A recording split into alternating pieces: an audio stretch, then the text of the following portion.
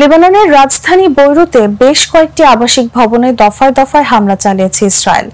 রাজধানীর দক্ষিণাঞ্চলে এই নজিরবিহীন হামলা চালানো হয়েছে। এতে হতাহতের মধ্যে শিশুও রয়েছে। বিশ্ব নেতাদের যুদ্ধবিরতি চুক্তির আহ্বানে সাড়া না দিয়ে লেবাননে অব্যাহত প্রাণঘাতী হামলা চালিয়ে যাচ্ছে ইসরায়েলি বাহিনী। এতে গত সোমবারের পর লেবাননের 7 শতাধিক নিহত হয়েছেন। ফিলিস্তিনের প্রধানমন্ত্রী মোহাম্মদ মুস্তফা জাতিসংঘের নিরাপত্তা পরিষদকে বলেছেন, ইসরায়েল একটি দুর্বৃত্ত রাষ্ট্র।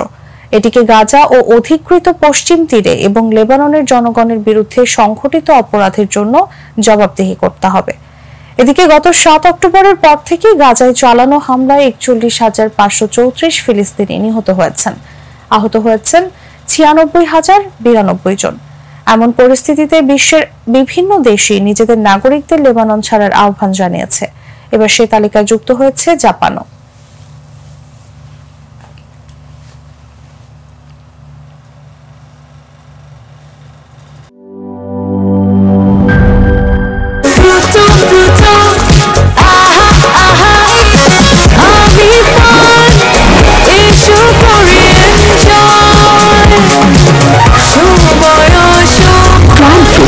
শরীর আসলে ফুটুময়।